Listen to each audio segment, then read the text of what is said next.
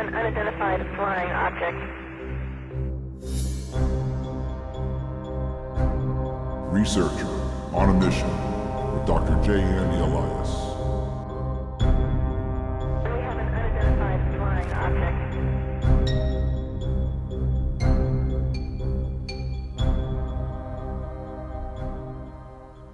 Welcome back to another episode of Dr. J Radio Live. Of course, I am your host, Dr. J, and co-hosting with me live in London is my good friend, Johnny Webb. 3 a.m, for that matter. Johnny, how's everything going in the UK? Dr. J, it's actually very quiet here tonight. I thought there'd be loads of UFOs about, but unfortunately, they seem to have some kind of air traffic control stopping it. So back to you for a minute. Well, speaking of UK UFO news, this came straight out of the express.ca.uk. Is UFO on moon proof of a secret spy plane that is not developed by the United States? Now, I think that's a little funny because if everyone recalls, a little over 6 months ago, closer to 9 months ago, what showed on ABC World News as a breaking news story was a space drone that had been orbiting Earth for 2.5 years. And all of a sudden, everyone's blown away. It's like, what? Military space planes?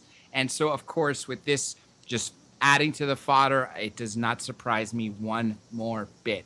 I got some more news from you. Now, these two come courtesy of our good friend Alejandro Rojas at Open Minds. First one, Florida witnesses describe rectangle UFO hovering very low and very slowly. Now, most people hear about discs, others talk about cigar shapes, others even talk about orbs. Rectangles are fairly rare, but they're not unheard of. I would love to see video of this. Anybody out there listening who may have seen this, was a witness, or knew somebody that may have captured this on film, please feel free to reach out to us. We would love to talk about this more. Another piece of news, this is again another low-flying UFO. Low-flying UFO spotted in small Maine town. Again, courtesy of Open Minds. Again, these news are brought to you by people from listening, our good friends from other networks such as Open Minds, Alejandro Rojas, and of course just the news, my co-host and my associate producer, Danny Benton. I do have one more piece of news I was asked to share by our good friend David Sarita. If you recall, he had an awesome show last week. His video will be uploaded soon, as will all the other archive videos. Been a little slow to do that. We've been a lot happening on the, should we say, behind the curtains, but don't worry, everything will be caught up and every video will be up there. All right, here it goes. Raw video, cops tase 12-year-old child while choking him. And there's a video of this, and it's pretty sad. And I see this. This looks like a smaller than a 12-year-old. This looks more like a 7, 8-year-old. And, you know, he doesn't look like a minority. Very well can be. I just cannot believe that they literally tased the kid. You could see him struggling on the ground. What does a 12-year-old kid need to be tased for? I mean, yes, we all have attitudes of teenagers, but nonetheless, Mr. Sarita thought it was very important to send this out there for everybody to be aware of. Speaking of David Sarita, if you all recall him talking about his meditation course, which he teaches directly off his website, davidsarita.net, he is offering a discount to anybody who purchased it via us. So when you go to davidsarita.net and you're interested in purchasing that meditation course, say you got it you were referred by Dr. J, and you will get a discount. That is for sure.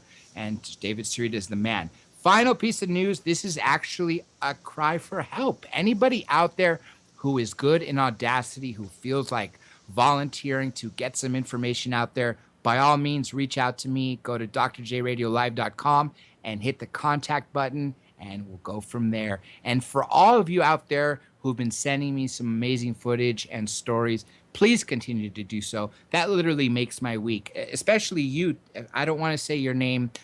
His initial, it begins with a T. Send me an amazing formation, which from a distance could be interpreted as a cloud, but when you look up, it looks like it's something buried in it. Again, I would love for the rest of the world to look at this and dissect this, but people like Tim or T or whoever else, any other initials I'd like to assign to these people to remain anonymous. Really, T is not the right name either. I'm just making that up. The point being is feel free to send them to me and I will keep your anonymity if that's what you want.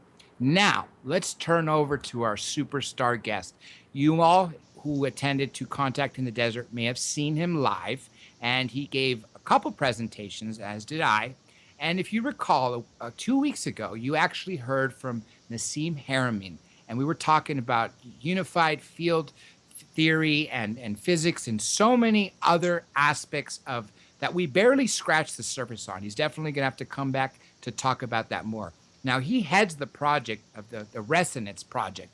And also, which I found out after I booked this all star guest, is a member, a scientist, a researcher in this field. And that happens to be the one and only William Brown, who happens to be a research scientist for the Renaissance Project, as well as is specializing in molecular and cellular biology.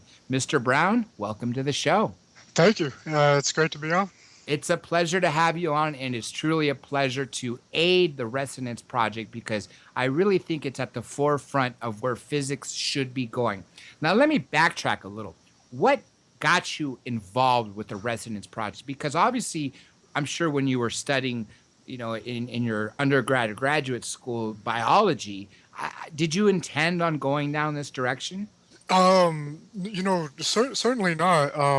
It was kind of a serendipitous, actually, path that I'm very grateful to have, come upon. But yeah, I was looking at researching at the university cellular and molecular biology, particularly molecular genetics, and I had a lot of questions, unanswered questions.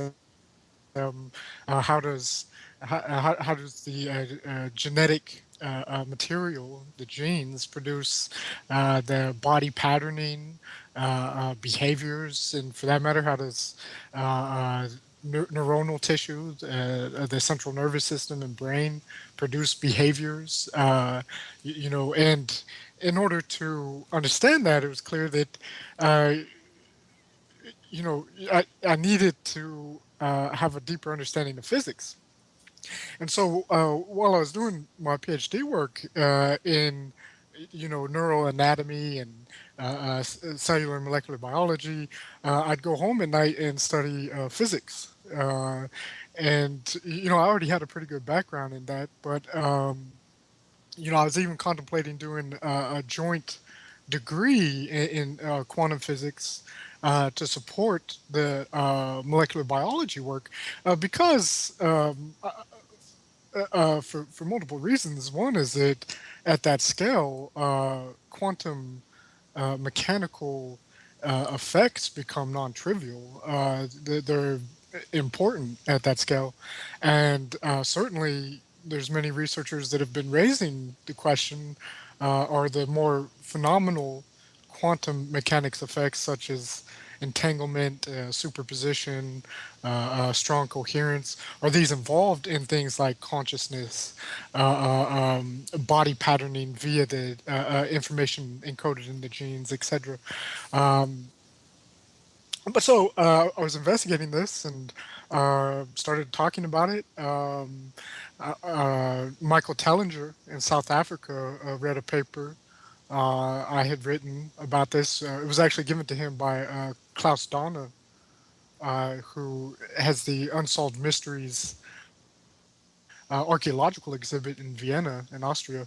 And, I was invited to go down to South Africa and speak at a UFO and consciousness conference. Uh, it was received very well. I got a standing ovation, which blew me away. But so Michael Tellinger and Klaus Donner was like, this guy he's doing his work in uh, Hawaii. We got to get him in touch with Nassim Haramein. And eventually, Klaus Donner got me and Nassim on a phone call together, and we were just point by point, uh, you know resonating very strongly, seeing eye to eye, and saw, I think, very quickly the potential of how, my background in biology and his revolutionary physics could come together to really explain a lot of these more elusive aspects that are so critical to understand at this time, and as well, have important applications in technology and health, and well-being even. So, it's a somewhat circuitous route, but so for the last 3 years, I've been working with Nassim Haramein and the amazing team at the Resonance Project Foundation, and I went from studying the brain and genes to also studying, advanced propulsion mechanisms, faster than light, warp drives, and wormholes, and time machines, and devices to extract energy from the vacuum of space, and a lot of exciting things. It's been great. Let me ask you this. Bob Lazar, after breaking his silence for well over a decade, spoke at the International UFO Congress this past February. And what he said is that if we, humankind, the human civilization, can create a device which can alter gravity or create gravity at will, what was science fiction in the morning will literally be thrown away and become science fact that afternoon. Everything from force fields to wormholes to time travel to all of that will all of a sudden become a possibility. And since you sort of allured to that, I was hoping you could expand on that. Yes, yes, absolutely. Uh, so the idea of a gravitational device is that we can create propulsion, locomotion, force via the same effect that is producing gravity. So we know that gravity is a pretty ubiquitous, ever-present force that is actually, certainly at the largest scales, the main organizational force, the main driving force producing movement and actually the higher ordering dynamics of galactic and stellar structures, etc. But uh, we understand, actually, since the time of Einstein and what he showed in his theory of general relativity, is that gravity actually isn't a force. Uh, it, it's a geometry of space. Space actually can curve. It's not, perhaps as we would naively assume, an empty, devoid nothingness. It has substance, it has shape, geometry, and energy. Um, and so, actually, what we perceive as a force isn't a force. It is how objects move in response to the geometry of space in their vicinity. The space that they move through dictates their motion. And famously, with space time, dictates, let's say, the rate of change they experience, the rate of change of motion, even, i.e., time. So it not only dictates how one moves, but also the experience of time as well. Uh, so um, I've heard people say, like, what does that even mean? The space curves, the geometry of space. This is actually an observable phenomenon. It's not just mathematics.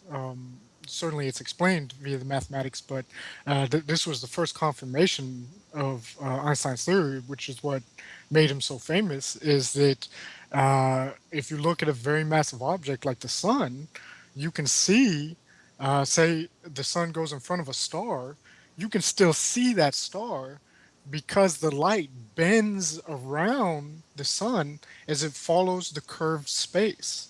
So the sun is curving space, and as Nassim Haramein shows, twisting it as well, torquing it, spinning it.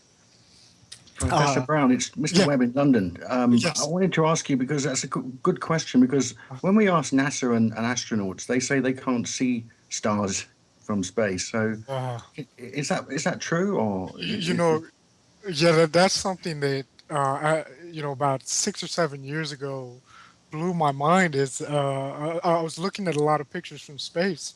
You never see any stars. It's the weirdest thing. If you're looking at like a space probe image of Jupiter or Saturn, you don't see it backlit by stars. If you look at any artistic depiction of the planets, there's or the moon, they draw this amazing starscape behind it. But if you look at the pictures, it's pitch black, and that's extremely odd. Now, um, it kind of confuses me a little bit, to be honest, because uh, take for instance the Hubble Space Telescope. When you put it up into space, it's taking images. It's looking at other stars, looking at galaxies, deep field galaxies. So it's collecting starlight.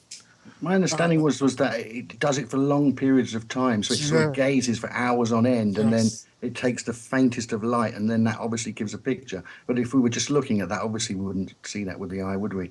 Yeah, yeah. Now, you, you know, it, I'm not entirely sure what kind of physics could be involved to explain that.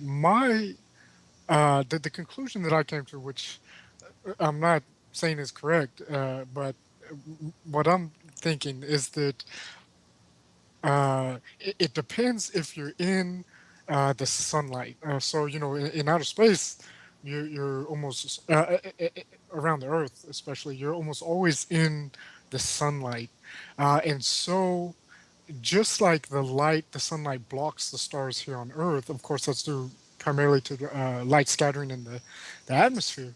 But say you're looking out the spaceport window in whatever vessel you're in, the light bouncing off of the ship, diffracting across the window pane, could be enough to block the starlight. That's a possibility, because otherwise, that is a very extreme phenomenon, which I'm not ruling out. It's I've seen it myself. It's very interesting, but I think that it's probably due to the sunlight, but I don't know for sure. A lot of what these equations that Nassim and you and the Resonance Project are working on obviously have been validated, especially when Foster Gamble stepped in and funded a lot of the research. My question to you is: do you think that since a lot of the whistleblowers from the government talk about having extraterrestrial technology in the Nevada desert, Ben Rich, the former owner of Lockheed Skunk Works, said that we have technology to take ET home. We have things in the Nevada desert that would make George Lucas envious, and so many other inferences that we have super high advanced technology. Do you think that the equations and the theories and everything that you guys are coming up with now is something that the cabal or secret government or those in power already know and the rest of the world is finally opening up to it? Or is this something really groundbreaking for everybody? I think that a lot of this equations coming out of here are groundbreaking. It's work and revelations, let's say, discoveries or understandings that I really um, am hesitant to believe that uh, other researchers, even physicists working in the clandestine area, in the black ops, would have come to as well because, um, you know, uh, they're probably coming out of the universities, getting assimilated, picked up into these black ops programs, where they're applying the more conventional understanding in a non-conventional manner, and even from our conventional physics, which is actually now nearing 100 to 120 years old.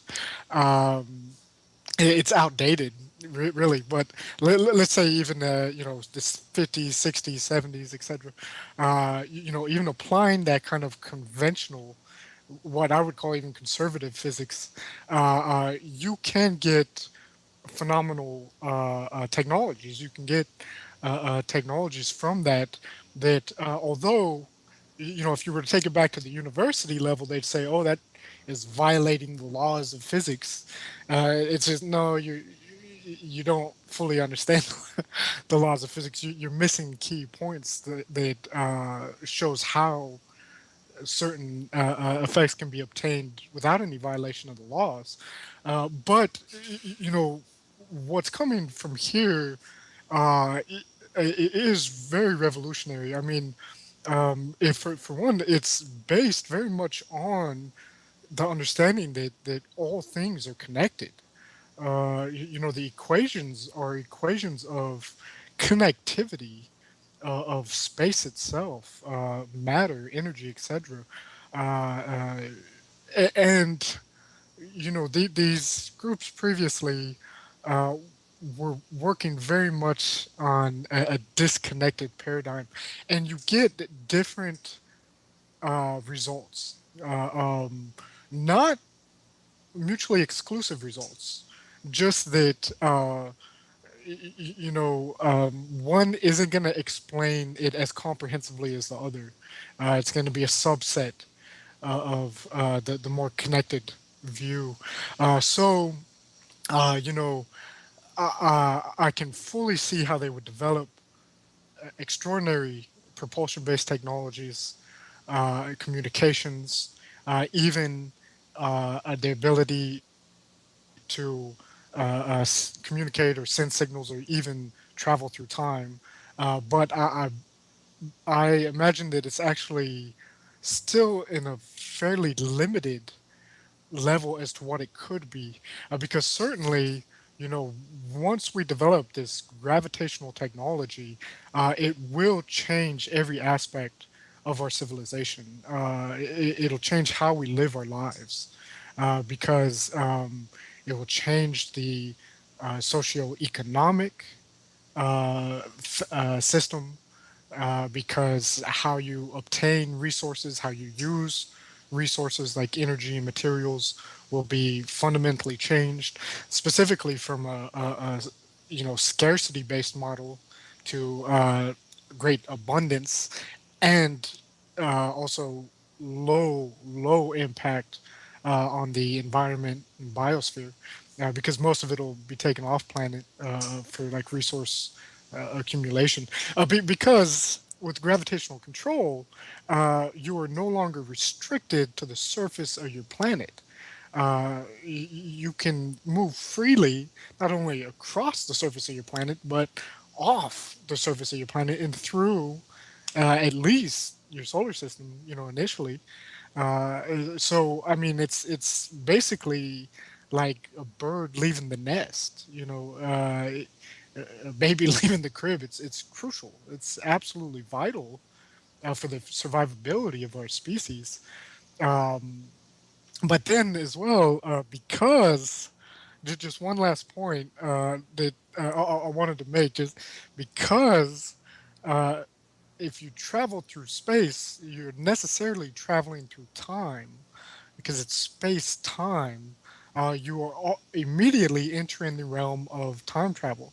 Now, because gravity is an induced effect of the geometry of space-time, what you're doing to create a gravitational drive is you're changing the local geometry of space-time, changing how it's curving, how it's folding, etc. Now, that is going to change the time as well. So you become a technological civilization capable of traveling through space and time, because the two are inextricably linked. So it's, yeah, the realm of sci-fi becomes daily life, and that'll even have huge ramifications on, our perception of reality, our perception of who and what we are, when you're traveling through space and time.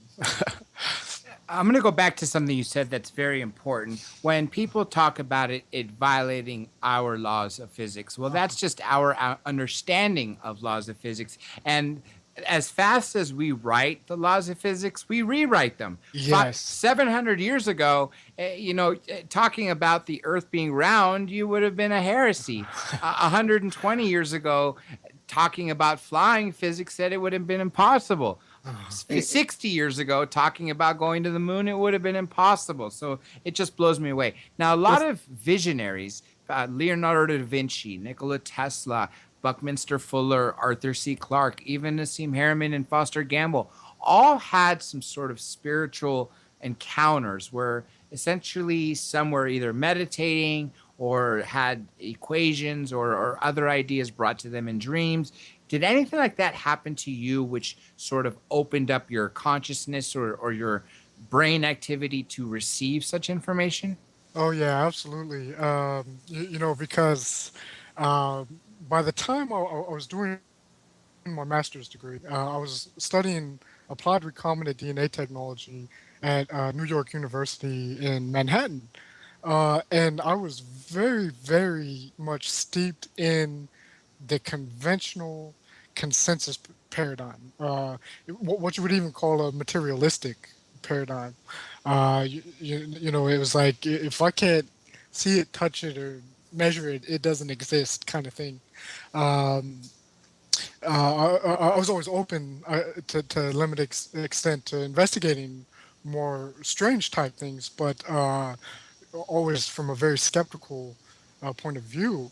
It was around that time, though, that I actually had what, in retrospect, I would call an awakening type experience.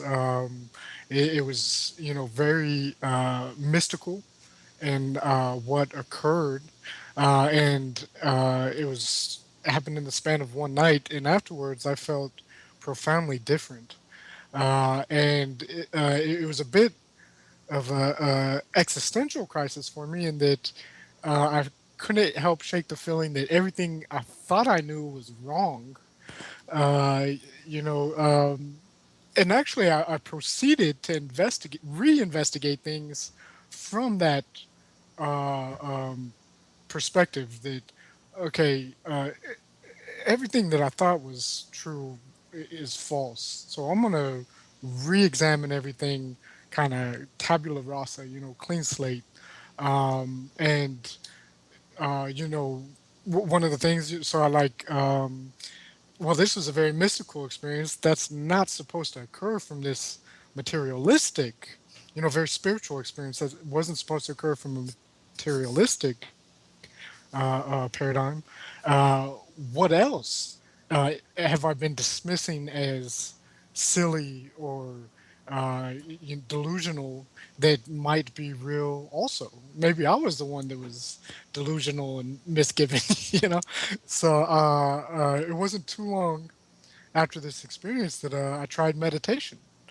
And I go to a website, I download their instructions, I do the instructions, and exactly what they said would happen happened. And in my mind, up to that point, it was something that shouldn't happen. Given this infallible science that I was so indoctrinated with, uh, very spiritual based experience. And a whole new world opened up to me. It was amazing. It was phenomenal.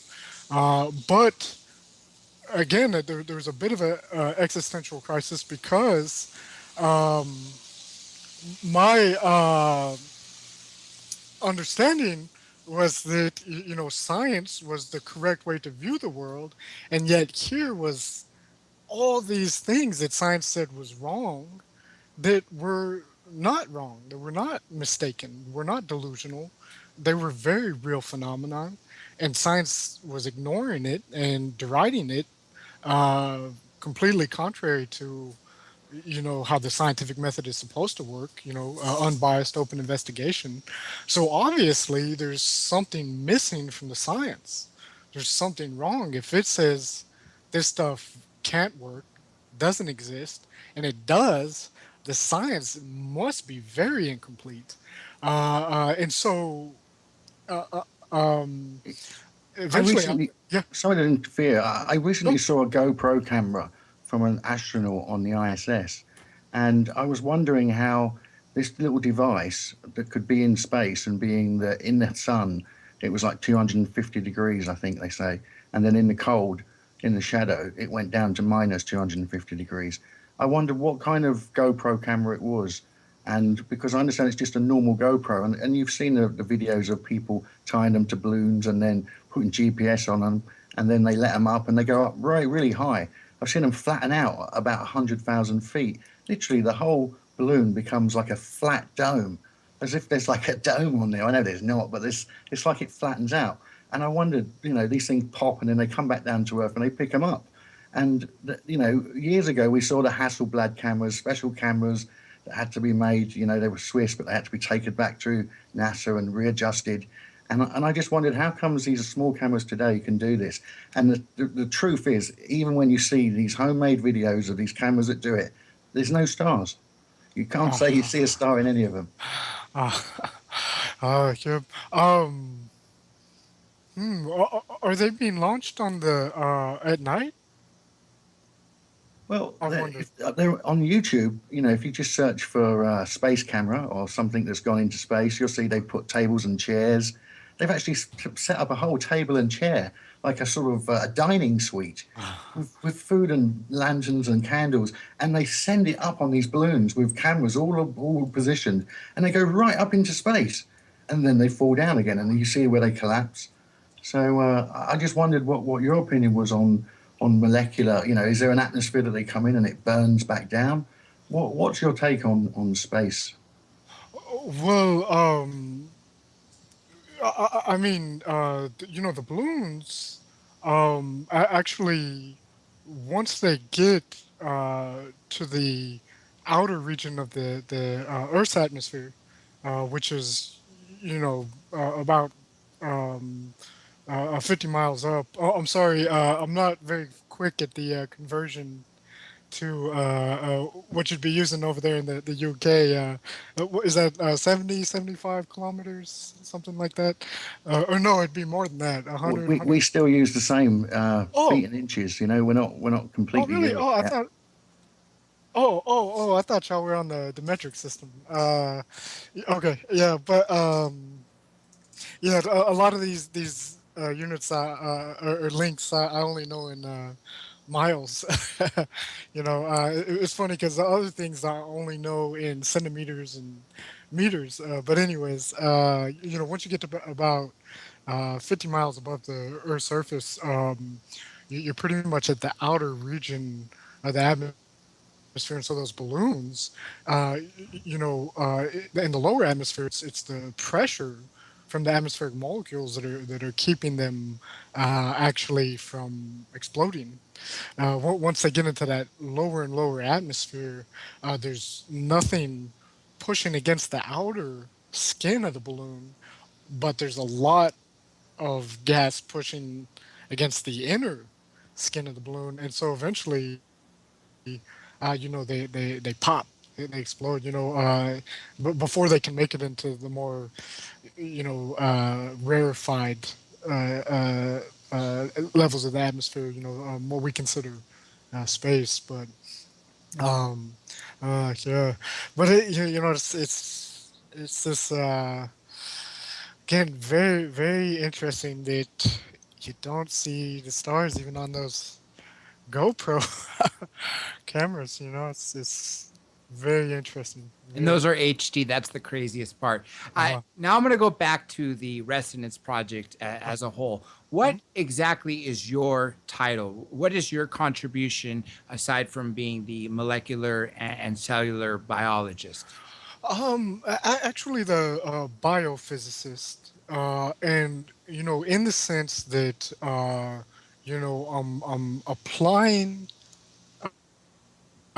physics to the study of the biological system, and actually complex systems in general, because we're looking at cosmogenesis, so the initial formation of the universe, and its development into more complex systems, stars, planets, solar systems, biogenesis, so the events leading up to the formation and emergence of life and living systems, and then the biological organism, and we could kind of make the progression that the human central nervous system is probably one of the most complex systems we could investigate. So that's almost kind of the pinnacle as far as our understanding of the evolution and development of complex systems. So applying physics to understanding genetic networks, neurological networks, and producing um, some of those more important characteristics like mind or consciousness, and even behaviors, body patterning. Um, and then it was actually that in particular is a paper we just co-wrote together, Nassim Haramein, along with our new collaborator, Dr. Amiraval Baker, who is an astrophysicist. We recently co-wrote a paper called "The Unified Space Memory Network: From Cosmogenesis to Consciousness." So kind of spanning what I was just describing there.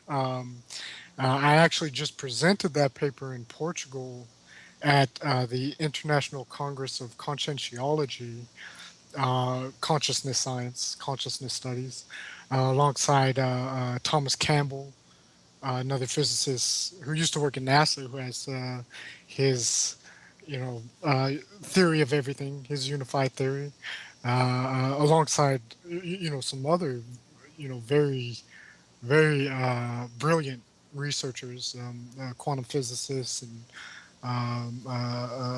mathematicians, and etc. So, um, it's my work is very much in applying the physics to understanding uh, some very what are in the sciences called hard problems. Problems that don't seem to have uh, any kind of resolution, because under the consensus model, or the conventional paradigm, they're based on assumptions. They're just taken as givens. Life is just there. Consciousness is just there. The mass and charge of a proton is just there, etc. But um, now, interestingly, uh, most of these hard problems I find have particularly interesting solutions involving wormholes, which has been a very interesting development. And I think, as you mentioned, that was an entire talk I gave at Contact in the Desert. It was on the science of wormholes, stargates, even. Well, I'm glad you actually opened up that door because that was one uh, of the topics I wanted to talk about. Wormholes, obviously, they're naturally occurring. We're trying to create them artificially here at CERN and other particle colliders. What do you think the dangers are of us playing God in that sense? And can we open a wormhole that will actually let us traverse through it to another galaxy, another star system, without creating so much havoc and chaos around the neighboring stars or Uh-huh. any other space that would affect it? Well, so, in terms of what's being done at CERN, I guess a small disclaimer is that I'm very, very pro science, so it's kind of like as long as they're doing something involving science and as long as money is going to investigating the nature of reality, I don't complain too much. However, in that case, I do have some reservations about smashing subatomic particles together. I don't know what kind of ramifications that could have, but it doesn't seem to be a very harmonious process. It's, kind of like, I'm sure, detonating nuclear weapons, which is kind of similar to smashing subatomic particles together. That's how the chain reaction works there. It has some very serious consequences, even for the space-time continuum. So going across what we would maybe even consider dimensions. So, creating black holes or wormholes via, particle accelerators and smashing things together, I don't think is the best way to go about that, the best methodology. There's much more natural, harmonious ways in which it can be done. Now, so shifting over to that, and this is where some of my primary interests lay, is in the creation of absurdly benign wormholes. That's the technical name, absurdly benign wormholes. So um, it's a very, very interesting area. It goes to actually one physicist in particular, a preeminent physicist of the 20th century, who was kind of, for me, one of the greatest of them. John Archibald Wheeler, who was a contemporary or even a colleague of Einstein's, although much younger. But he kind of took the ball from Einstein, continued a lot of his work even. But he was looking at what are called geons, gravitationally electromagnetic uh, geometric objects. So what that breaks down into, what that means is how just using electromagnetics, light, what we perceive as light, which actually spans an infinite spectrum of wavelengths and photon particle size, etc. But just using electromagnetic waves. Now, the thing about electromagnetic waves is that they have a zero rest mass. So if one is standing still, which actually they've been able to do in some materials, get light to stand still, it has zero mass. Now, when it's moving, though, it has an energy component. It has a small amount of energy. Now, energy is going to curve space the same as mass does, which we call gravitation. So if you get a lot of electromagnetic energy together in a small space, it's going to curve that space. It's going to keep on curving it. If you can get an extremely high amount, it'll curve it so much it'll curve back on itself and create kind of like a torus, a ring structure. And now, if you follow the work of Nassim Haramein or even heard Foster Yes, Gamble, absolutely. you know that torus is key. It's one of the fundamental geometries of space-time and also dynamics, processes, Coriolis forces, etc. So imagine, so much energy, so much light that it curves back on itself from its own gravitational attraction, its own curvature of space-time, creates a ring. It'll actually make what would be called a black hole. Now, this is a geon, a gravitational electromagnetic geometric object.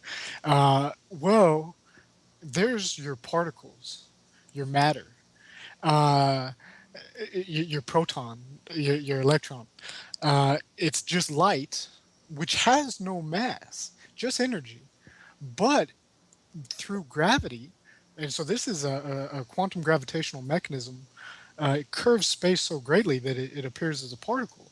Um, Now, it'll appear to have mass only because of how it's curving space time, but there's no mass to begin with.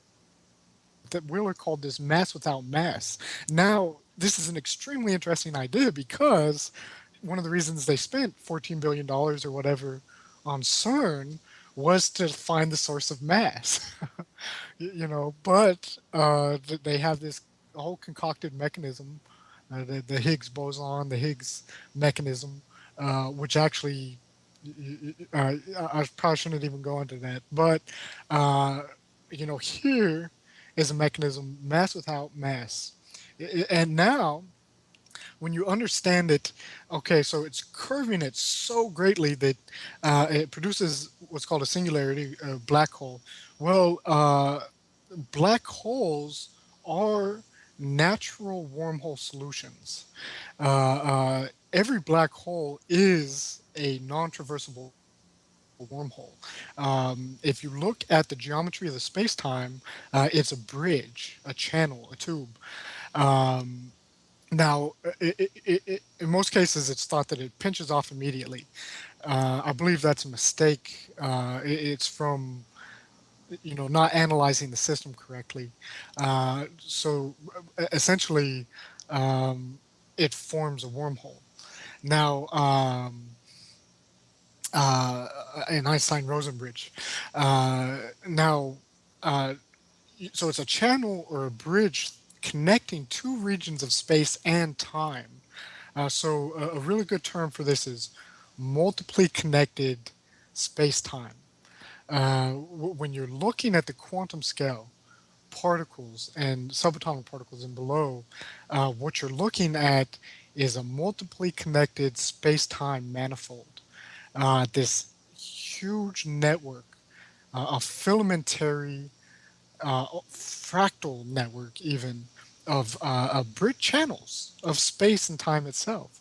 And actually, if you were to, which they have done, if you model this mathematically, generate a picture of the pattern, it looks just like a brain cell. It's a neuronal pattern. It's got this dendritic patterning, a multiply connected bifurcating channels. Uh, Now, we're quick to point this out because, does form recapitulate function? So, I mean, here you have this complex informational network, at a subatomic scale, at the quantum scale. It's like,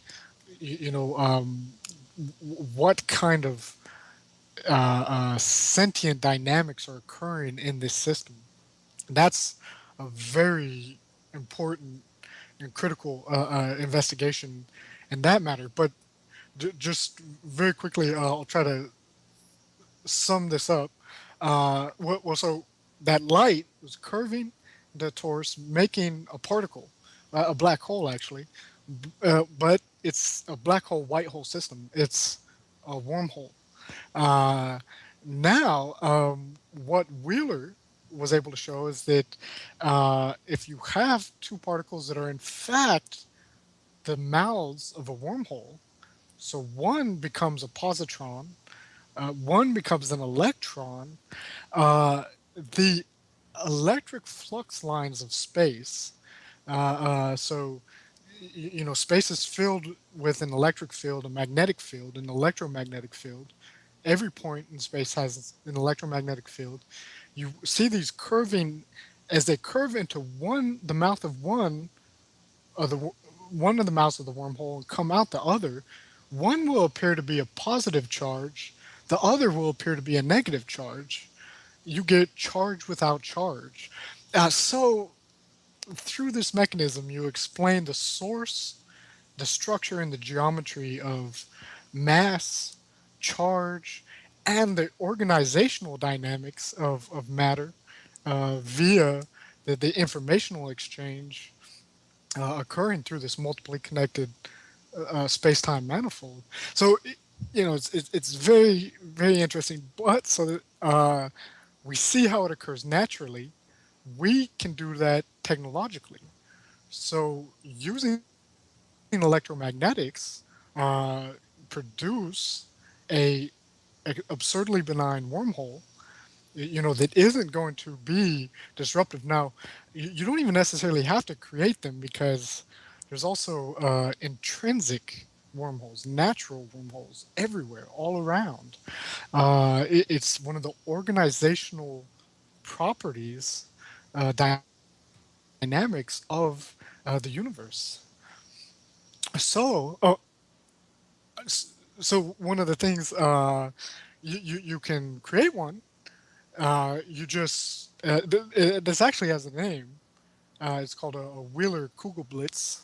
Uh, kind of Wheeler Cougar Blix. a Kugelblitz, Kugelblitz. I think it's German for ball lightning, and then named after John Wheeler. All these things come from John Wheeler. It's the Wheeler wormhole, the Wheeler Kugelblitz. The word wormhole comes from Wheeler. Wheeler was the first one to use the words wormhole and black hole. Before him, it was called black holes were called frozen stars. Wormholes were called Einstein-Rosen bridges or multiply connected spacetime. But this is the reverse process of what you see at CERN. So at CERN, you smash two black holes together, two wormholes together, and you get a lot of energy. You can do the reverse of that, which is much more harmonious. It's a creation process instead of a destruction process. You can take a lot of energy, focus it into a point, and get a black hole, wormhole, or a particle. Uh, now, so you focus the energy into a point. Uh, there are mechanisms by which you can induce a negative curvature of space-time. So you open it up, stabilize it essentially. Um, and now you have a wormhole. Now, creating one can have good technological applications. For instance, for communication. For one, you can communicate across time, forwards or backwards in time. Now, for transportation, uh, it's a little less useful because you got to tow one of the mouths of the wormhole to where you want to go. But that can be useful. So, say you develop a warp drive, an Alcubierre drive, which they're working on at NASA, and what we're working on. So you can go faster than the speed of light in a ship. You go out to a star, towing one of the mouths of the wormhole that you created out with you. Now, this is important because you can use it to send signals back to Earth that otherwise would never get there in your lifetime. Because so say um, you're going out 100 light years distant to another star. If you wanted to communicate back with Earth, that's a 200-year round trip using any classical mechanism. If you send a signal through the wormhole, it can get there instantaneously, virtually. Uh, and then you also have a channel that you can go through to get back nearly instantaneously, although you will arrive, uh, at far into the future. But anyways, a good mechanism there. A more practical mechanism, though, is to use the wormholes that already exist because they're already networked throughout the universe. So if you can access those, you don't have to do any kind of manipulations. You just it almost be analogous to uh, using an ocean current to get where you want to go. The current is already there, and you just use that. But yeah. In England, we have a lot of ley lines. And I noticed you mentioned the word sort of bullfire or the German word for it. uh, But how is that the bullfire and these things connected to wormholes? I couldn't quite get the point of that. But oh I do know these fireballs are real. And uh, do you know anything about uh, ley lines that we have here in England? oh yeah, yeah, yeah. I've seen the grid work. How I think it was the Templars, or at least the Freemasons, built most the cathedrals and temples along intersecting points of the ley lines, to try to kind of harness that energy, I Yeah, believe. people say that Uh, they're like phalluses rather than church steeples. They say they're uh, like a uh, phallus on top, uh, which is a sort of goes back to Egypt, I uh. suppose. And But if you look at it from a physics perspective, it's actually kind of like a antenna. To concentrate or even transmit or receive the energy. So it's kind of like putting a metal needle, or even any kind of needle, in one of the meridian lines of the body, which actually is very analogous there. yeah, here in Uh, England we have Greenwich Mean Time or GMT, uh, and our meridian time runs directly through where I live. And uh, most of the buildings around have got pyramids on the top. Years ago, they used to have flat roofs, but now they've all got these pyramid roofs. Have you noticed uh, that? To uh, direct energy around cities and yeah. vibrate the earth, I suppose, just like the pyramids did, they say. Very interesting. Now, for the Kugel Blitz, you do have, the ball lightning, and even, the orbs that will appear, uh, in air, in various places, a very interesting phenomenon.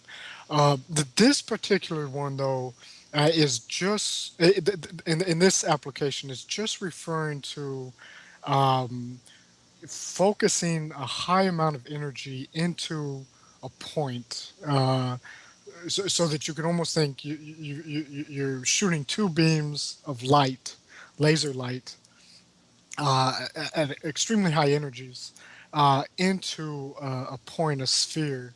So there's your kind of ball lightning, whereas I imagine it gets the term, but um, I think there's kind of a conventional understanding that if you get a lot of mass and put it in a small enough space, you get a black hole. But the thing is that mass and energy are equivalent, through E equals mc squared. So you can do the same thing with energy. If you get a lot of energy into a small enough space, it'll curve space so much that it produces an event horizon and a black hole wormhole system. And actually, at that point, you would have no idea whether it was matter or energy that produced it. It would look just like matter, even if it was just energy to begin with. And that's a key point, in that sense. But In spirituality, people talking about becoming lighter in the self, and uh, if you can let the weight of things go, then you become a lighter spirit, and you become better for that. But the heart is measured in weight by the Egyptians, and so heart and matter and density. My understanding is the heart is a memory mass, and talking of metaphysics and this understanding. Well, what's your opinion on that? But we are going shortly to a break, so I'd like to hold that question after the break. okay, But Yeah, excellent. everyone stay tuned. We'll be so back with so much more with Dr. J Radio Live in just a few short minutes. More with Dr. William Brown. We'll be right back.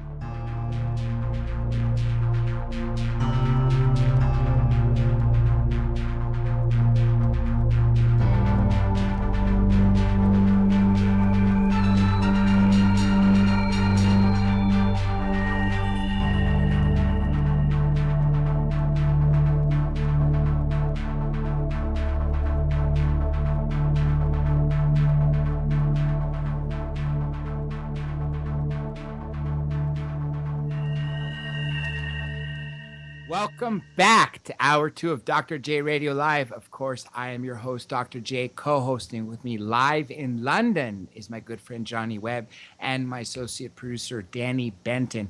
First, some housekeeping rules. Let's just tell everyone who's going to be joining us next week. We have Jay Widener.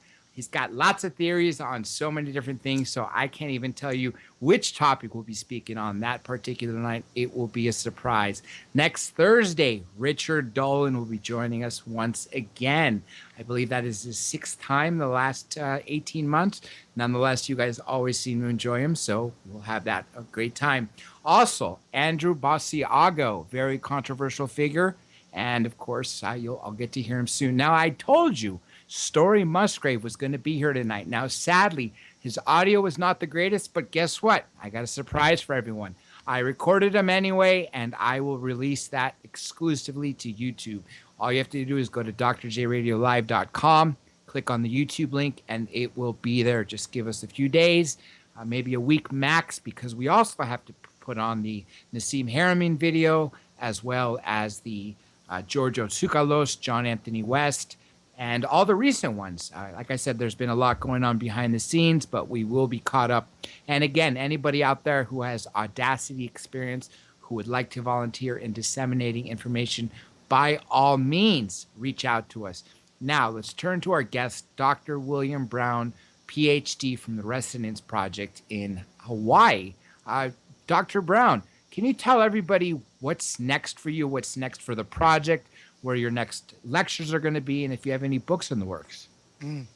At this time, no books. I'm working on two new publications, peer-reviewed papers, which will at some point be leading to a book, I'm sure. But one of them is probably not the most interesting sounding to the layman, the lay researcher, but it's on a universal mechanism of biogenesis.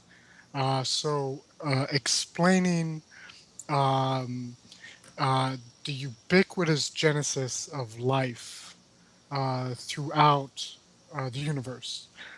So why this hasn't been explained up to this point, the hang-ups from the conventional paradigm, and why it's just remained a open question, very elusive, and showing how it's not a accidental or a random process, because right now the prevailing theory is that it's the cosmic lottery hypothesis, which I find deeply unsatisfactory. But so showing that it's not a random process, living systems emerge from living processes of a living universe, and that this is occurring as part of the natural dynamics of a stellar evolution, stellar development throughout galaxies in the universe, and so therefore, as we're finding all these new exoplanets, planets everywhere we look, and quite a few of them have been found to be in the so-called habitable zone. Earth-sized planets that are potentially habitable. When we understand that, well, living systems are being generated, are coming into existence throughout these stellar systems, life is probably everywhere. So kind of hopefully shedding light on the idea of, well, is life only on Earth? Was it just an accident that was so random to have occurred that this is the only place the entire universe that life is? And what about more intelligent life forms? How likely is that? I think it's extremely arrogant for us to believe that we're the only ones. Just like in that movie Contact, they said it would be an awful waste of space for all these stars and planets that we're finding to find out we're the only ones. Uh, Now, going back to something we said in hour one when Johnny brought up the ley lines, it seems to me that a lot of these ancient structures that have geometry that is very similar to the torus and the vector equilibrium, the double tetrahedron, are embedded in these sacred geometry. Do you see a lot of this structures of sacred geometry appearing on ley lines? And if you do you know of any natural stargates here on Earth, or do they only exist off this planet? uh-huh. Yeah. Well, so actually, as you say that question, it makes me think back to one of the things I was saying at the beginning, although I was kind of speaking in a slightly different context, that what's being developed here is revolutionary, and I don't think anybody else has done it. I may have been slightly incorrect in that. I was thinking in the context of more modern times, our modern civilization, and that, I think that actually a lot of what is being described here uh, is part of the, uh, you know, um, worldview or system of understanding that the ancients had. Uh, you know, um, Certainly, understanding the importance of the 64 tetrahedron grid or vector equilibrium in its more simplistic form, understanding the importance of that as a geometric structure, and how it plays into, the dynamics of myriad physical processes on Earth, and, in matter, and elsewhere, as well as the double torus dynamic. Uh, since these are such integral and fundamental aspects of the geometry and topology and organization of the universe, any civilization that had what we would consider an advanced understanding of nature would be familiar in one way or another with these structures. And certainly you see it encoded in a sense, not only in the architecture or the ancient structures that are still remaining, but as well as in many of the Esoteric knowledge, but yeah, esoteric knowledge, the teaching. Yeah. Now, a lot of people heard about, first of all, they knew about the torus and the vector equilibrium long time before Foster came on the show, especially after the movie Thrive. Then, of course, Foster Gamble talked about it. And then when Nassim came on a couple weeks ago, we absolutely went in depth about it. But I was wondering, since three strikes will usually sink into people's heads more often, if you can describe in your own words to everybody out there listening what the torus is and what the vector equilibrium are and why they're so important to understand everything. Yeah. So, um, in my perspective, and a lot of this I was seeing uh, it, in my investigation of natural systems even before meeting Nassim, and then of course meeting him and seeing the comprehensive explanation of it, seeing the mathematical explanation of it really got me excited and sank it in even more. But for instance, the double torus topology, I've talked a lot about curving spacetime, the curvature of spacetime. Uh, that double torus topology really explains how space time is curving. So we oftentimes, if probably if you Google it and look at a wiki page, space time, you'll see a flat sheet with some grid lines, and then very two-dimensional and this curving little funnel-looking structure, which is a poor depiction of a torus, actually. But space is not two-dimensional; it's at least three-dimensional. certainly three spatial dimensions, at least. And so, how would this translate in three dimensions? It would be a double torus. So, matter and energy, when it interacts with space, really the two are, um, you know, uh, uh, reciprocal actions, but it creates a double torus structure. And so the same with the wormholes I was speaking about. If you look at a picture online or even in a textbook of a wormhole, it's going to be the same kind of thing. But in reality, what it would look like would be an extended double torus structure. Now, uh, that is the structure describing, uh, in my mind, particles as well. It describes their spin moment, their magnetic moment, their charge, their dipole, uh, um, their mass, everything. And then, of course, Nassim has shown this, many of those mathematically. The orbits of the planets. You, you know, if it was this two-dimensional curvature that's always depicted, planets would not orbit the sun the way they do. However, if you picture that the sun is curving space and producing this large spinning double torus structure with these two hemispheres or lobes coming out, extending very far out, around the orbit of Neptune, certainly, but beyond, but it starts to curve up. I'll get back to that to try to clarify. Um, the planets are at the equatorial region in between the two hemispheres, and so all of them are in this plane, this exact equatorial plane as they orbit around, and it's that counter-rotating spin that is propelling them along.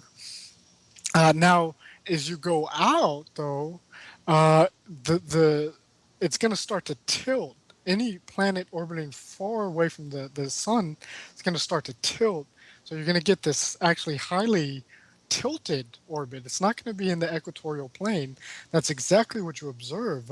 Pluto is tilted, the only planet, well, it's not a planet anymore. It used to be, but of the nine, it's the one that's tilted out of the equatorial plane because it's still following that double torus, but it's going up the outer curving edge. So it's not in between. It's not stabilized in between those two hemispheres. I don't know how clear that is, just trying to articulate it like this. But for me, it's another clear, natural example of where you can see this at play. And then of course, But you know, would it be like when you have a yin and a yang, and you see that sort uh-huh. of, and you have a dead center point, and so if you drew a sun shadow on it on the center point, just like a sort of calendar, you'd notice that that calendar makes the shadow of a yin yang Uh-huh. over its progression. Uh-huh. Uh-huh. Yeah, and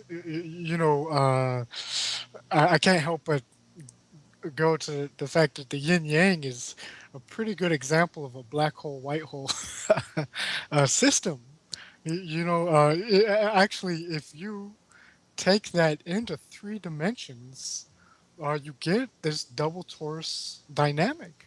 Where one of the hemispheres is feeding energy and information up into the other one, and it's and the other one is feeding energy and information down through the center into the other one. That central singularity point, and a point of stillness, that eye of the storm at the center of the double torus.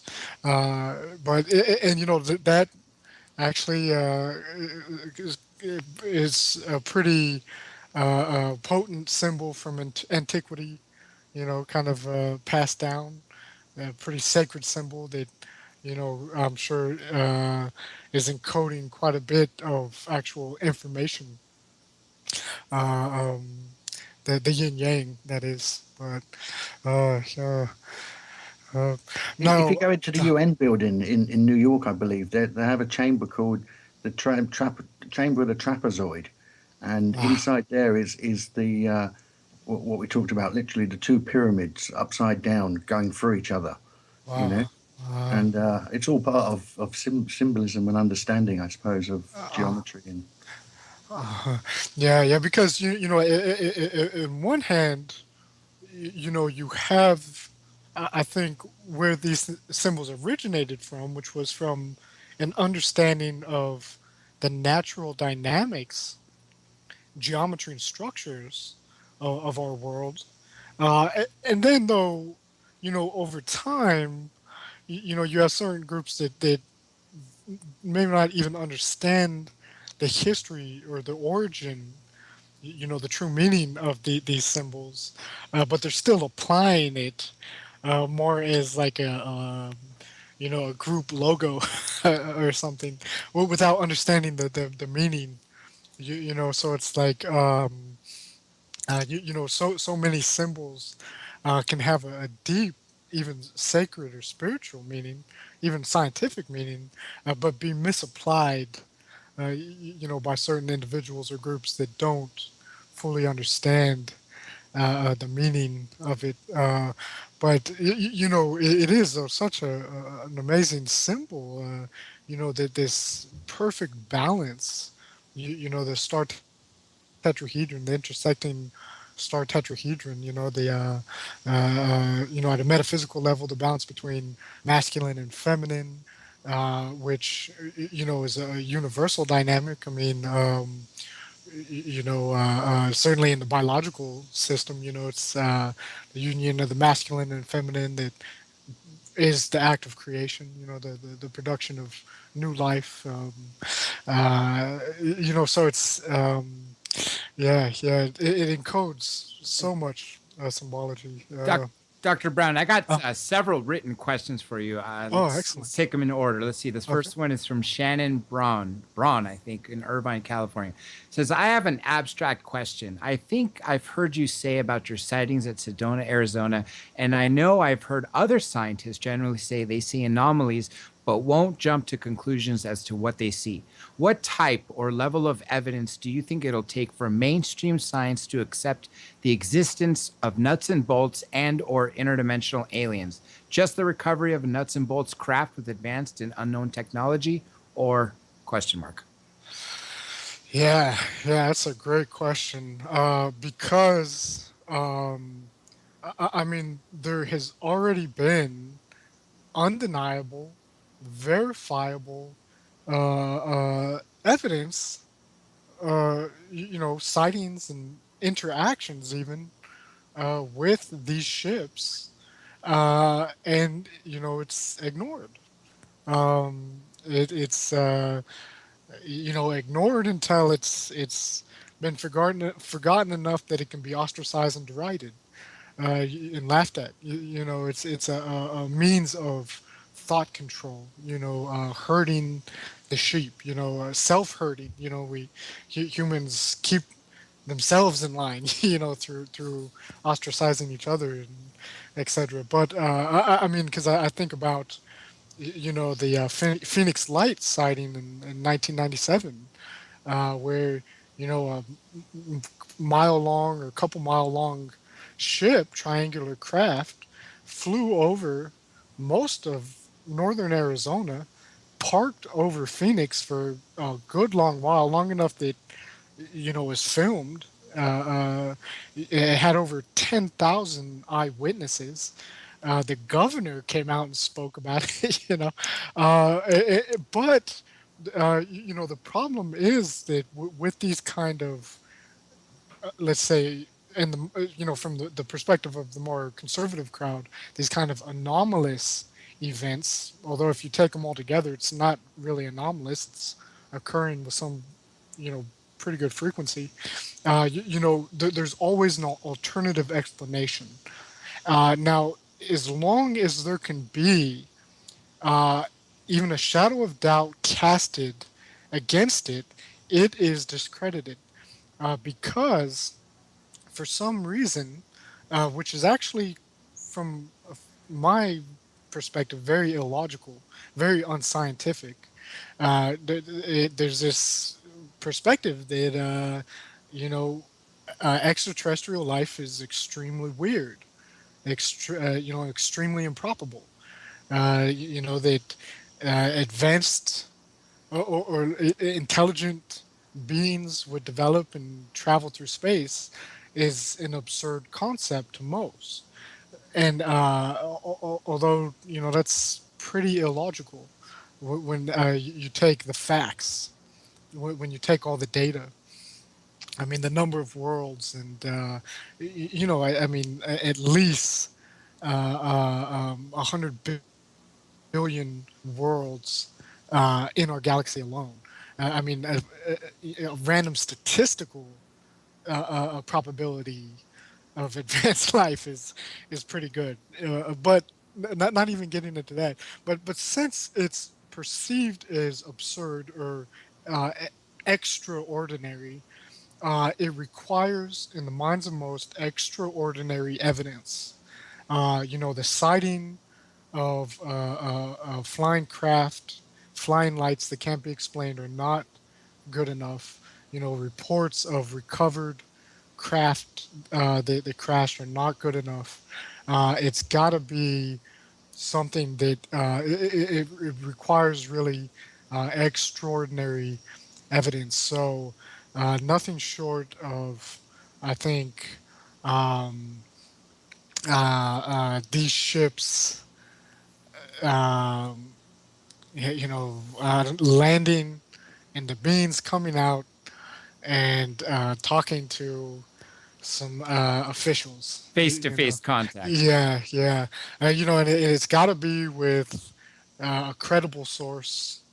I mean, like some kind of source that would not be inclined to believe it. And it's on video, and that kind of contact is required because otherwise, uh, any minute doubt that can be casted on it is going to discredit it. If you can say it was a weather balloon, it's done. It's like, you can say it was military flares, it's done. Or swamp gas, or Yeah, swamp gas. That's all it takes, and it's discredited. It's we got several more uh, questions. We got about 30 minutes left. okay, I have questions. okay. I know Johnny's got one. We got more written, but we have our first caller. Of course, we got a lot of written, so this is an international show. I know who this caller is, but I'm going to announce by area code for 717. Is that you, Lou? Yep, that's me. Lou, That's my. thank you for Yeah, calling. I'm sure. I've got two short, quickie questions that are kind of wrapped up, but then a more important one. The short and quickie is CERN actually working with wormholes and black holes? But the big question for me, and I'm on the surface, I'm aware of convergent evolution, and I know we're looking for planets in the so-called Goldilocks zone. How reasonable is it to think that life on these other planets will, in fact, resemble Earth-type life biologically? Do you think that's highly probable, hardly probable, or what? Do you know what I mean? Oh yeah, yeah. Okay, Oh, fantastic go ahead. questions. Yeah, yeah. Oh, fantastic. I'm really glad you asked that so that I can clarify that, CERN isn't working with black holes and wormholes. In fact, prior to the opening or starting the colliders, the particle collider, the accelerator, Mm-hmm. there was concern that it would be high enough energy, the particle collisions would be high enough energy to produce micro black holes. I see. Okay. There was concern about that. But actually, even if it were to do that, black holes are not the monsters they're depicted as. I see. Okay. They're actually, you know, have very beneficial characteristics that have potential applications. I mean, it would be the ultimate computational device, ultimate communications device, for energy extraction, for transportation, etc. But uh, they're not knowingly working with black holes or wormholes, and if they are, that's not common knowledge. Okay. I don't Yeah. follow your how they're good communication devices, but you don't have to right now because I'd like Uh, to hear the answer to my second question. And okay. if you Yeah. can get back to that briefly, that'd be great. But Okay. over my Yeah. head, I fear. Uh, Yeah. well, so uh, you know, Convergent evolution. uh-huh, I'm uh-huh. thinking, the Greys. People mock the fact that the Greys have quasi-human looking, or at least on appearance basis, kind of 2 arms, 2 legs, head, blah blah. But isn't there an argument that some sort of convergent evolution might produce humanoid-looking ancient or aliens? Go Yeah, ahead. yeah. That's an important point, because there's actually a couple points about that if I can, I'd like to make. Hmm. But uh, yeah, for one thing, in investigating, I'd mentioned that I was interested in how genetic networks are going to produce body patterning, body types, the morphologies, the phenotypes that are Hmm. observed, Hmm. because it's not encoded in the genes themselves. You know, Now one of the spectacularly successful explanations of this is Rupert Sheldrake's morphic fields, in that body patterning, the form of an organism, Hmm. results from a field-like effect that, the form is somehow encoded in space to a certain degree, and then influences the embryological development of the organism, via the genes and natural mechanisms, to give it the particular form that it's going to see. Now, uh, we, from an alternative place, and kind of independently, have elucidated that mechanism with a lot more of the physics, because here's a biologist, so applying a lot more Hmm. of the physics, you can see that.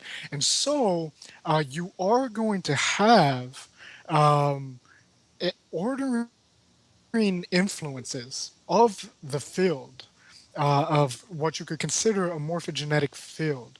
Hmm. But it's this non-local quantum field. It's an information field that is going to influence the particular direction in which organisms evolve and develop. So it's not completely random. Now, we know it's already not completely random because environmental influences are the primary influencing factor in shaping how an organism develops and what kind of form it's going to have. Yeah, Now, that's going to be similar in many terrestrial environments, that's what I would especially, have thought. yeah, especially Yeah, in a Goldilocks type zone. You, you know, exactly, exactly. so now, um, so you are going to have influences that will produce similar results to similar challenges that are going to be faced, that are going to be experienced on any kind of terrestrial habitat. Uh, Now, one of the key features of life is its generation of variability. Variation is part of the dynamics of life. Hmm. It's not a subset; it is the rule. The way life functions is via variation, diversity. And may I ask? Yeah, may I Uh, ask? Is that an advantage to sexual reproduction as distinct from asexual? As I recall, I'm asking a sub question.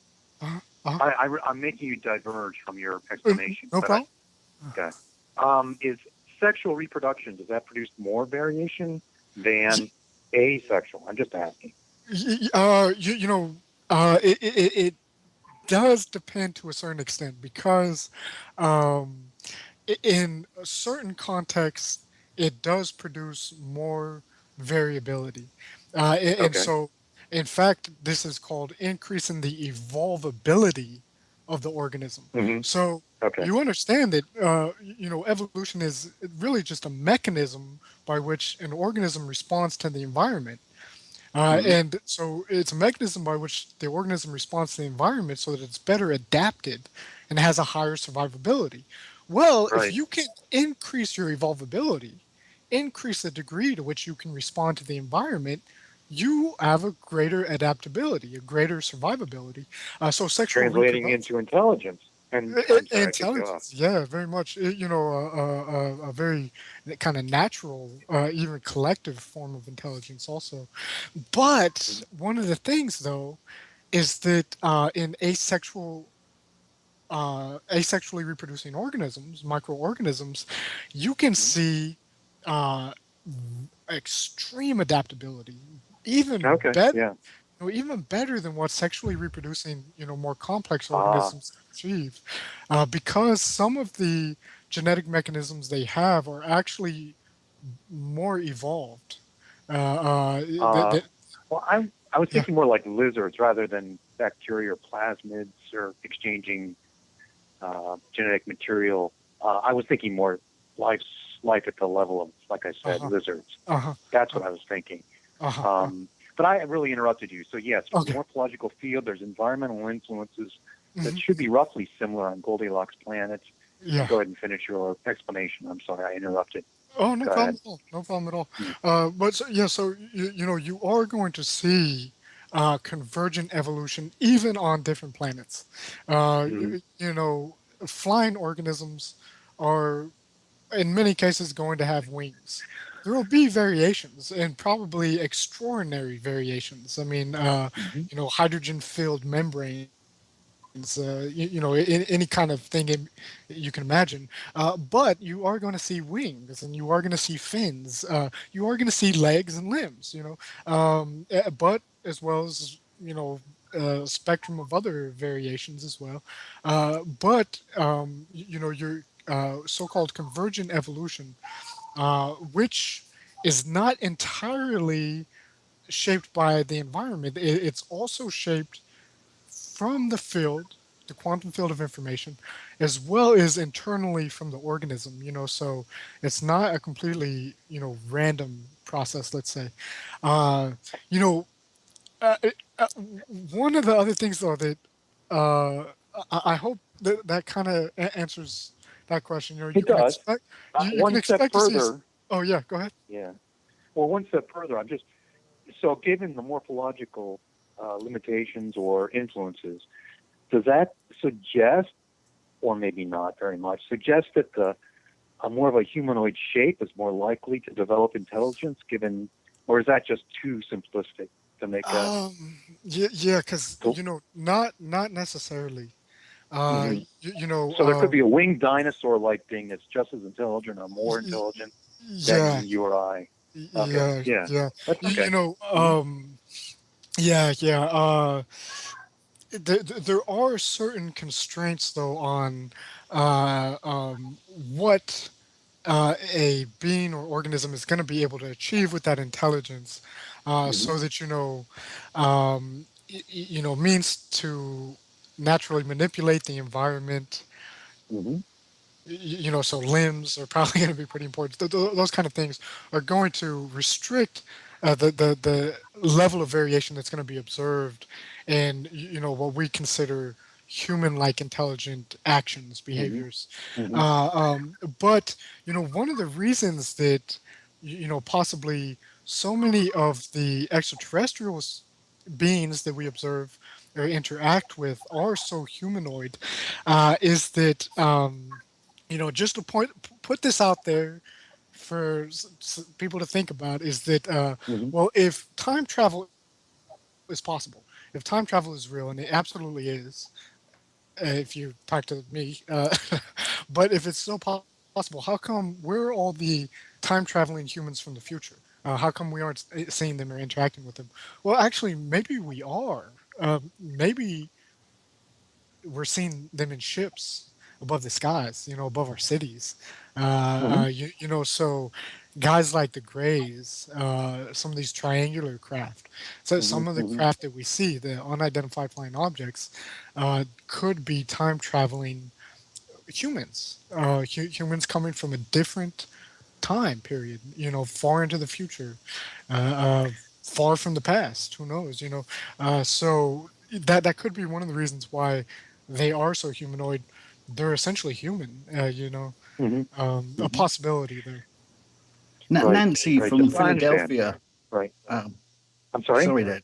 Yeah, I'm just going to say that we've got another text question come in from Nancy in Oh. Philadelphia. She's asking Oh. you, Professor, would you describe your most compelling UFO observation or experience you've had? Oh yeah. That's gonna be hard to pick which one.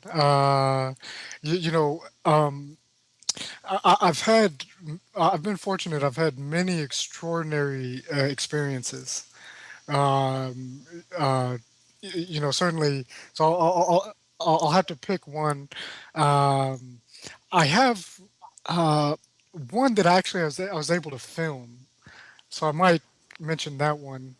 Um, it was pretty extraordinary. I was in France. I was giving a presentation. I was doing some lectures in Paris. At the time, I was actually out in a pretty rural area, um, and there's probably about 6 or 7 houses, mostly farm field. So this occurred over a crop field. But I was in my room and I heard this loud classical music. It was about 12:30 at night. And I was very perplexed. I was like, who could possibly be playing loud classical music out here at 12:30 at night? What is going on? It was actually really beautiful. This woman singing kind of like a opera style. So I poked my head out the window to see, who was having a concert out in this crop field, and it was filled with floating or hovering orbs of light, a very brilliant white light, beautiful light. And there was a lot of them, 10 or 12 of them. And I was staring kind of dumbfounded, trying to think what I was seeing. The music stops almost as soon as I'm looking at them. And that registered as weird. And I see one blink out. I see another blink in. See some doing some maneuvers, and it occurred to me, okay, these are nothing that I'm familiar with. These are UFOs. I don't know what I'm looking at. It's not anything natural or that I've seen or man-made that I've seen. But it was such a long experience that I was able. Okay, I'm gonna grab my phone and my camera phone and film this. I jumped out the window, was in the middle of the street. It was pitch dark outside. It's a rural area, so there's no street lights. The moon wasn't out or anything. So it was very, very dark. I had my camera zoomed in full strength, full zoom. So, you couldn't make out any of the landscape structures around me, which was kind of unfortunate because, in the video, all you see are these orbs of light blinking in and blinking out, and they move into some kind of interesting configurations. But it was that one in particular was one of the more notable, extraordinary experiences I've had So, some because people would say that they were Thai lanterns. What would you say to that? lanterns. Yeah, Chinese were lanterns. they Chinese different? well, that was the first thing that I thought. Is that they're Chinese lanterns? Uh, uh, you know, I've seen the Chinese lanterns released where I'm at here in Kauai, and actually, if you're not careful, you will be like, "What is this? This is a UFO," because they can be pretty well lit, even pretty high up in the sky, and they have a very organic kind of movement that doesn't look like any kind of plane or Earth or human type thing. But they have a very orange color. These were not orangish in color. It wasn't coming from candlelight. They were kind of a more bright white light. Those also rise very rapidly. These were hovering in place. Many of them would be in place, nearly motionless, and very slowly move. Uh, um, Now, the other, Were they independent intelligence? Each orb. Were they? I assume they're orbs. You're talking about yeah, round orbs. Did they have yeah, any sort of extra sort of something about them that you thought maybe it's not from this earth? yeah. That's really what I feel. Is it? I mean, they were kind of like visitors from who knows where. I certainly don't. But they were, intelligent entities, conscious beings. I really got the feeling that each one was a conscious entity, independent. As far as that goes. Another key piece though is that there was some very strange activity. I filmed for about 3 or 4 minutes. A very strange thing happened. I don't know if I can go into the full story. It takes kind of a little I was while. gonna say we got a little over 10 minutes left, but go ahead Okay, as yeah. long as you can. Then I But got a couple more questions for you. more high strangeness occurred, and all of them disappeared instantaneously, simultaneously. You know, uh, a good explanation: Chinese lanterns. I don't know what would cause them to do that. Why would people playing with Chinese lanterns in this field adjacent to me at 12:30 at night, pitch darkness, pitch silence, out in rural France, suddenly. Having a party, a wedding, or maybe things like No, this. no, it was very close by. So now with the classical music, that's what I was thinking, like somebody's having a party type thing. But as soon as I stuck my head out the door, it stopped. Now, and I'm only at most 100 yards, 100 meters or so away from this field. So, I'm not too far away, and I certainly couldn't hear anything. It was dead silent, even.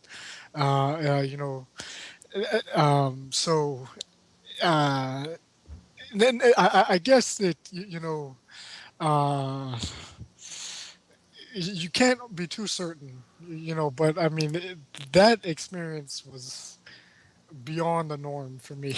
I mean, because I have seen a great many ships. Y- you know, I can uh, call them in essentially.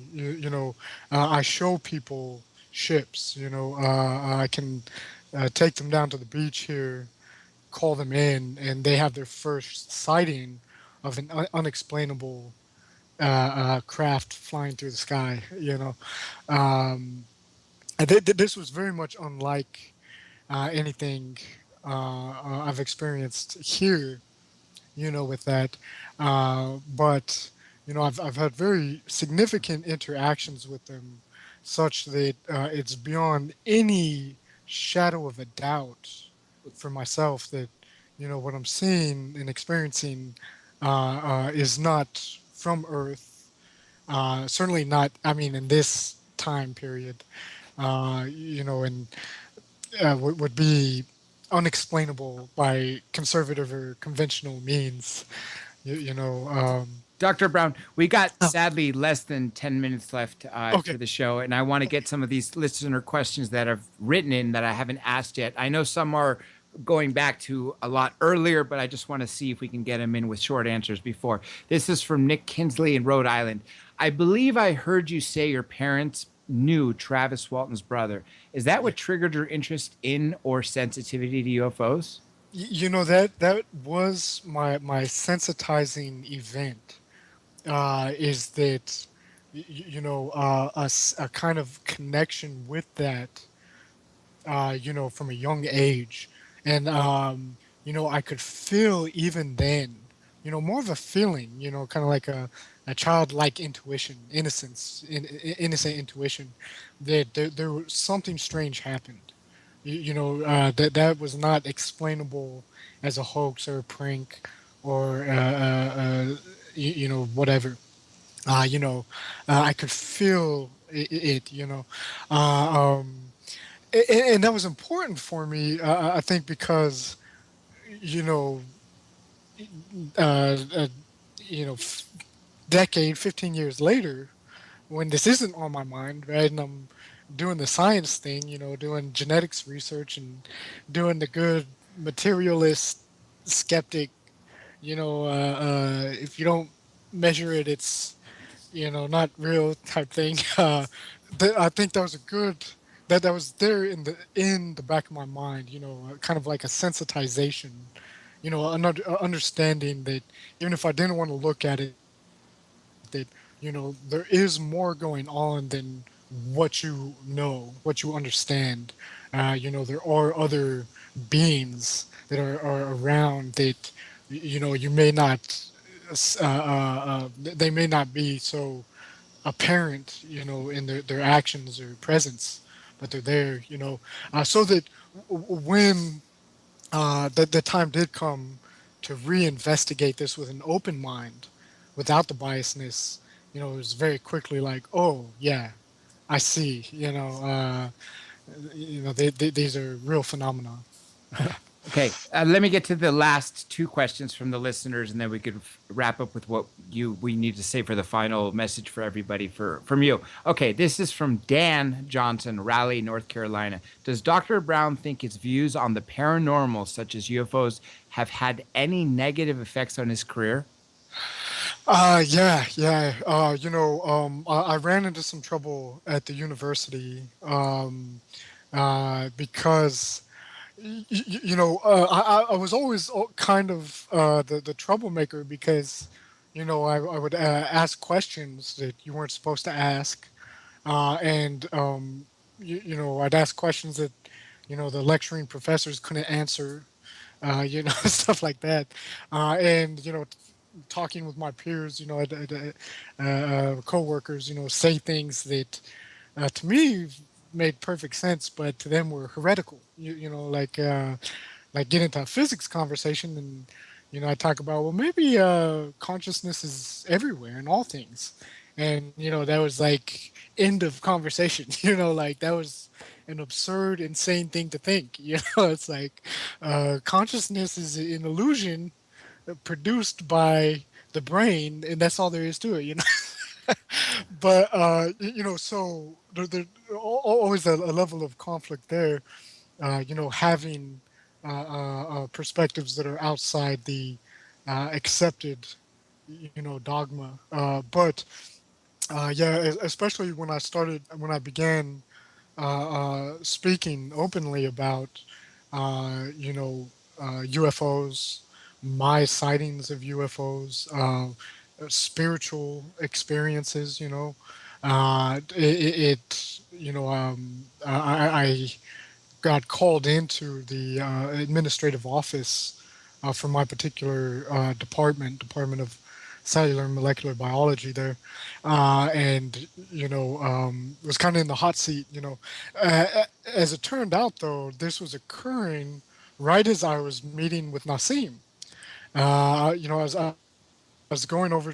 I was on Oahu. He was in Kauai. I was going over to the Resonance Project Foundation, meeting with Nassim, and so while things are kind of you know, while eyebrows are being raised at the university, I'm having this other opportunity open up, and here's a place where I can do scientific research with strong application to improving society, m- making a difference, in bettering people's lives, not only through the theoretical work, but possibly through the technological applications as well.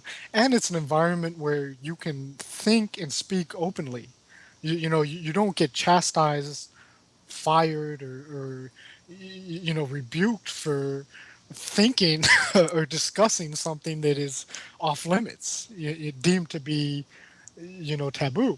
That's definitely much more my kind of environment, and certainly for an open, unbiased investigation. Where you can think freely, without restricting yourself, and we need that, I think, uh, especially for our science to progress. Uh, um, and our culture and civilization, So, although there was a little bit of trouble, I got out before it got too big, Out of control. Yeah, yeah, yeah. All right, here's the final listener question. Then, Oh, obviously, I want to turn the floor back to you. Now, this goes back to probably hour one when we were talking about CERN. This is Andrew Sawyer from Amarillo, Texas. Did you say that they are working with wormholes at CERN, black holes at CERN? oh, he called in. I answered that. Did they're It not. might have been a different, yeah. That Luke Oh, called in. This was another guy from oh, Texas. okay, I see. Yeah, no, that's very important. Just to clarify, they're not working with. I mean, not openly, and I'm not instigating that maybe covertly they are, but they're definitely not openly working with black holes or wormholes. It was a question that was raised that perhaps they might produce a black hole from the high energy collisions, micro black hole. But the energy isn't actually high enough, and so they're not. To our understanding, they're not doing that. And actually, it'd be very interesting if they were, though, because there's a lot of technological applications from that kind of thing. Although I don't necessarily like the idea of smashing together the fundamental subatomic particles of the universe. I don't know if that's such a great idea. Um, there's much more harmonious, beneficent ways to investigate nature, than by smashing things together. I don't even know how good idea that is. You can smash things apart and try to figure out how they work, or you can put things together to figure out how they work. Both are equally valid, but only one of them I think is more creative. Let's say more harmonious. Um, yeah, yeah. I would have to agree. The problem is our tribe, or our species, humankind in general, is very primitive. And the first thing we Uh, do is jump to violence. We yeah. only have a couple minutes left. So if you had control of, say, the world, if you had control of CERN, how would you essentially lead in 2 minutes or less? How would you lead the scientific frontier to move forward to where we need to be? Well, first, I'd have a massive redistribution of wealth. I would disassemble the eons long hierarchical structure that has been in place with the, extremely elite group that, money is not even a concern. They make the money. Instant redistribution of wealth, reallocation of wealth, such that um, money is poured into educational systems, poured into investigative systems like our sciences, poured into research and development, so that um, uh, the technological applications, the ideas that are going to come from that, the improved education of the general population, as well as their well-being with greater access to resources, will quickly, reshape the dynamic. So that we get off of this scarcity structure, which is not natural. It's institutionalized. This scarcity based model that we operate under, which produces an extremely stratified society, extremely hierarchical structure, it's imposed by, by the guys at the top, obviously to maintain the hierarchical structure. And this This is exactly why the middle class is shrinking and the upper class owns so much more. Dr. Brown, I'm so sorry that we are out of time. It has honestly been a pleasure. We definitely have to do this again. Everybody out there, this interview will be uploaded on YouTube. I got to thank again our guest, Dr. William Brown. You could find him at Resonance.is. Can you spell it real quick? Yeah, so resonance, like to resonate. So RESONANCE, the Resonance Project. And so resonance.is for institute. Yes. So yeah, And check that out, everybody. And then, of course, I got to thank my co-host live in London, Johnny Webb, my associate producer, Danny Benton, of course, the station owner, Keith Rowland, and the man himself, Art Bell. Make sure you join us Tuesday for Jay Weiner, next Thursday for Richard Dolan. In a few weeks, you'll hear Andrew Basiago. And keep a watch for our page so you can see updates, news, as well as all the YouTube videos, including today's show, which will be uploaded in a matter of days. With that being said, this is Dr. J Radio Live, signing out.